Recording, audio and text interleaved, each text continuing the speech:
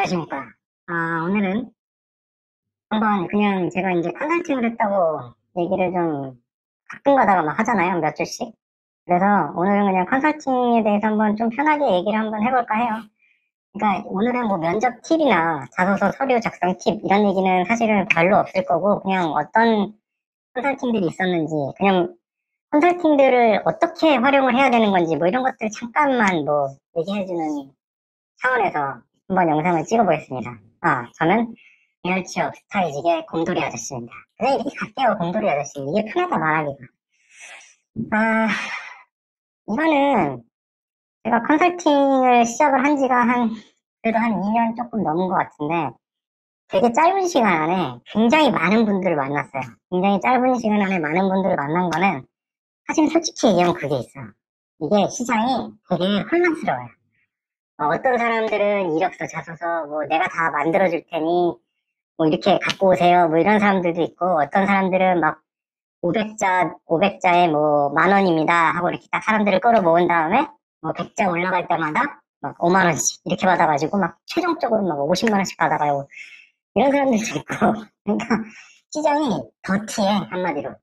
이게 뭔가 이렇게 그런 거 있잖아요. 이게 막 여러 그 춘추전국 시대가 막 벌어지면은 이게 뒤통수를 안 맞을 것 같지만, 그러니까 시장 경제 사회에서 경쟁자가 엄청 많아지면 내가 막 뒤통수를 안 맞을 것 같지만 꼭 그렇지만은 않거든요. 대기업으로 이렇게 딱 한번 평정이 딱 되고 나면 물론 대기업들이 이제 장난질을 치기 시작하지. 수익을 내기 위해서. 근데 어떻게 보면 감시하기는 특히 더 편할 수 있거든. 이 한 큰 대기업 하나를 감시하는 게 더 편할 수 있어요. 소비자 입장에서. 근데 이 짜잘짜잘한 애들이 엄청 많이 있으면은 이거는 진짜 좀 힘든 거야. 어떻게 평가를 하기 더 어렵고. 근데 지금 여기를 보면은 이 컨설팅 시장을 보면 이제 천추전국 시대예요, 지금. 취업 이직, 이 컨설팅 전체가, 제가 봤을 때는 막 엄청 거대한, 물론 뭐 되게 큰 학원이 뛰어든 케이스도 있어요. 근데 막 거기서도 막 엄청 막 그렇게 성과를 내고 있는 것 같지는 않고, 짜잘짜잘한 업체들이 엄청 많은데, 그 짜잘짜잘한 업체들끼리 막 엄청, 박터지게 싸우고 있는 상황? 네. 그런 상황에서 사실 저도 맨 처음 딱 들어갈 때, 이게 되게 많은 거야, 이게. 이런 업체가. 그래가지고, 할 수 있을까? 라는 생각이 들었는데, 제가 맨 처음에는 가격을 되게 낮게 했어요. 막 시간당 5,000원, 시간당 5,000원이면 저는 이제, 자소서 하나 해준다면 5,000원씩 받고 이랬거든요. 5,000원을 받기 시작하니까 이게 되게 좋은 평점이 쌓이고 이러니까, 감당이 안 돼. 너무 많이 들어오니까. 본업을 지정을 주는, 제가 얼굴을 가린 이유가 본업 때문인데, 본업에 지정을 줄 거면은 부업인데 이거는 아무리 그래도 아직은 본업이 그래도 좀 더 많이 나오거든요. 좀 더가 아니고 훨씬 많이 나오거든요.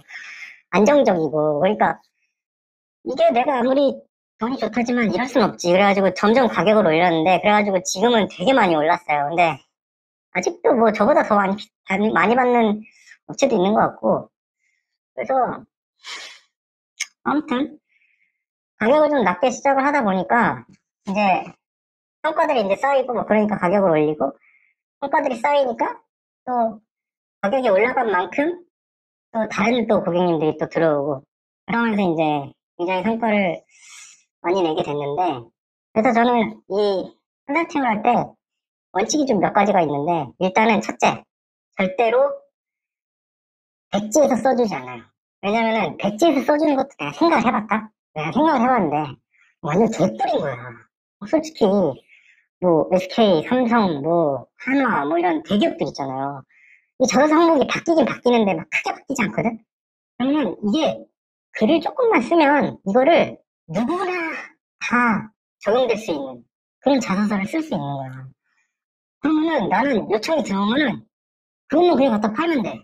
그거를 솔직히 2만 원씩에 팔아도 남는 정서지. 왜냐면 나는 그냥 아무런 노력을 하나도 안 들이는 거거든. 그래가지고 그런 생각도 잠깐 이거 대박인데 왜냐면은 제가 이제 컨설팅을 했을 때 들었던 고객님 얘기 중에 그렇게 파는 놈이 있대. 그러니까 지자소서를 조금 바꿔가지고 그거를 이름만 바꿔갖고 이제 보내는 거였더만. 야, 그걸 보고 야, 이렇게 살면 좋을까? 근데 그런 생각이 들어서 저는 이제 아예 딱 원칙을 정했어요. 이제 컨설팅 할 때 아예 내가 전체를 다 읽어본 다음에 아예 그냥 다 새로 쓴다. 이력서, 경력기술서, 자소서 다. 근데 이러다 보니까 제 원칙은 1시간 동안 들어간 나의 노동력과 그 주말 야간에 보통 하게 되니까 그거에 대한 약간 그 뭐죠? 야간 수당 이런 것까지 이제 포함이 돼서 이제 가격이 결정이 되는데 1시간이면 다 읽으면 막 2시간씩 걸리는 경우도 있고 막 수정 다 하면 막 3시간 지나는 경우도 있어요. 근데 어쨌든 원칙은 원칙이니까 또 그거를 좀 막 정하려고 했죠. 그러다 보니까 이제 계속 이제 평가가 좋기도 하고 또 한 가지 원칙은 평가에 집착하지 마자. 평가는 여러 가지가 있어요. 그러니까 제가 이제 평점이 만점인데 지금 굉장히 많이 했는데도 그리고 한 건수에 비해서는 리뷰가 되게 적어요. 그래서 리뷰를 절대 강요하지 않아요. 리뷰를 해주세요라고 이렇게 버튼이 새로 생겼는데 안 보내요. 왜냐면 난 그 생각이 드는 거야. 이거를 나한테 돈을 줬으면은 그죠? 나한테 돈을 주고 고객님이 그걸 받아갔으면 그냥 그걸로 끝인 거지. 거기다 리뷰까지 얘기하는 건 좀 염치가 없다. 진짜 고마워서 내가 합격을 해가지고 리뷰를 주면은 모르겠는데 그게 아니라면 그건 좀 염치가 없다. 그래서 저는 좀 그냥 이상한 원칙이에요. 좀. 뭐 안 그런 분들도 많은데 물론 이제 사업을 확장시키려면 이게 만약에 제가 비즈니스가 돼가지고 진짜로 확장을 시키려면 뭐 커피 쿠폰이라든지 이런 걸 주면서 리뷰를 남겨주시면 커피 쿠폰을 드립니다. 이렇게 해가지고 이렇게 확장을 시키는 것도 방법인데 아직은 제가 본업이 아니라서 이게 좀 이렇게 진행을 하고 있고요. 또 한 가지는 그 좀 기분이 나쁠 것 같은 게 있어요. 예, 뭐 글자 수를 토대로 이제 자소서나 이력서, 경력기술서를 수정이 된다. 이러면은 이거는 솔직히 코에다 붙이면 코걸이고 귀에다 붙이면 귀걸이거든. 이거 정가식으로 안 하는 분들도 되게 많아요. 보면 일단 갖고 와봐. 내가 보고 내가 시간이 얼마나 걸릴지 보고 그래서 돈을 니한테 얘기를 할 테니까 하고 싶으면 하고 말고 싶으면 말아 이럴 수도 있는데 사실 그게 되게 합리적인 방법이긴 해요. 근데 저는 되게 어렵더라고 그게 오히려. 그렇게 하면은 어떤 사람이 물론 시간이 적게 걸리는 사람이 있고 많이 걸리는 사람이 있는데 이게 좀 객관적이지가 않잖아요. 그럼 고객 입장에선 이 생각이 들 거란 말이지. 이것 봐라. 야, 장난하냐? 네 돈 많이 필요하면은 20만 원 받고 조금 필요하면은 뭐 한 10만 원 받고 있는 거 그냥 돌려받기 할 수 있으면 막 5만 원 받고 이러려고? 이렇게 생각이 들 수 있잖아. 그래서 제가 좀 의심이 많아서 그렇긴 한데 내가 만약에 고객이면 그런 생각이 들 것 같아서 그렇게는 안 하고 그냥 아예 좀 정가로 이렇게 제시를 하고 있어요.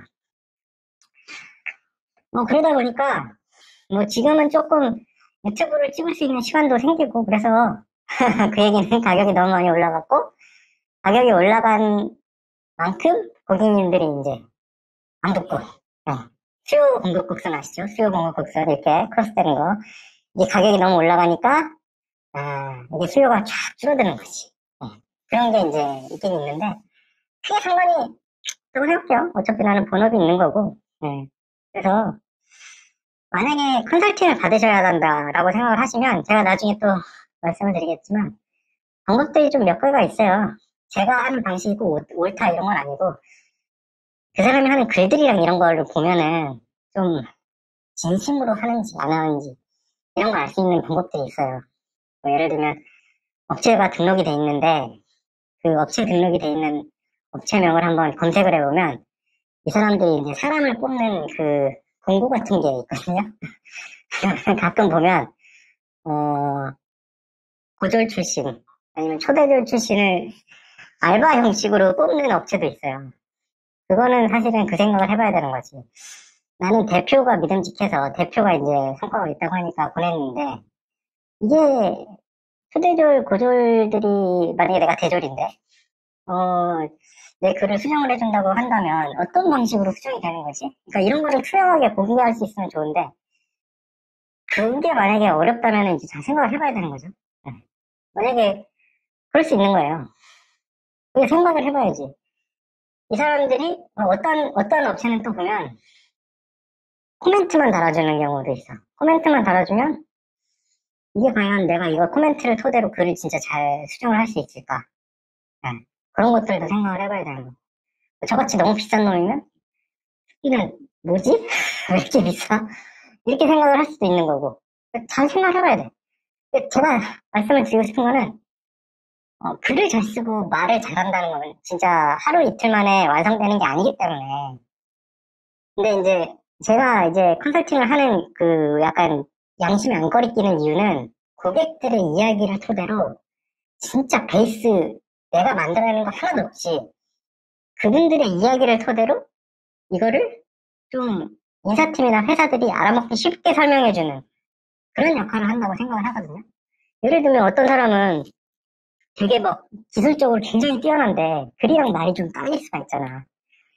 전공서적도 굉장히 많이 읽고요. 전공을 굉장히 잘하는데 그러면 사실 전공서 이력서 때문에 떨어질 수도 있거든요. 그럼 그거를 좀 도와준다. 그럼 회사 입장에서도 이득이 있거든. 근데 백지에서 그냥 내가 이거를 해가지고 만약에 그분이 붙는다 하더라도 이건 거짓말이었잖아요. 이 사람은 회사에 들어가서도 곤란한 상황에 처할 수 있어요. 그 서류를 물론 서류를 기억해가지고 얘기하는 사람은 아무도 없지만 인사팀에서 예의주시하고 있을 수 있어. 잘못하면. 왜냐면 문제가 가만히 있을 때는 아무도 그 서류를 다시 들추지 않는데 문제가 생기면 다시 그걸 본단 말이야. 네. 그러니까 거짓에 근거해서 이렇게 써주는 것도 좀 아닌 것 같고. 그래서 컨설팅을 꼭 받아야 된다. 이건 아닌 것 같아요. 네. 내가 글을 계속 쓰면서 엄청 노력을 해서 다시 써보고 도대체 회사가 입장이 어떤 건지 한번 생각 좀 더 해보고 이 회사가 어떤 회사인지 한번 공부도 해보고 계속 이러면서 수정을 해야 돼. 근데 수정을 계속 해나가야 돼. 그냥 이거를 한번 딱 쓰고 그냥 끝내면 안 되고 계속 수정을 해야 돼요. 네. 내가. 그러면 이제 돈 안 들이고 할 수 있는 거고. 근데 그러면 시간이 오래 걸릴 수 있는 거지. 저 같은 경우에 이직하는데 3년 걸렸거든요.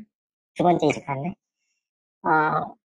이제 그 시간을 짧게 만든다. 이런 생각으로 한번 하시는 건 괜찮지만 혼자서도 충분히 할 수 있는 일이다. 네, 그렇게 말씀을 드리고 싶습니다. 오늘은 그냥 한번 컨설팅 성과에 대해서 한번 얘기를 해보면서 뭐 자랑하는 얘기는 좀 가급적이면 안 하려고 했고 어떻게 어떤 업체들이 있고 어떻게 뭐 제가 봤을 때는 이 업계가 이러더라 이런 정도의 한번 업계 근황을 한번 말씀을 드렸고요. 궁금하신 점이 있으시면 댓글로 남겨주시면 답변 드리겠습니다. 네, 구독과 좋아요 알람 설정 부탁드립니다. 감사합니다.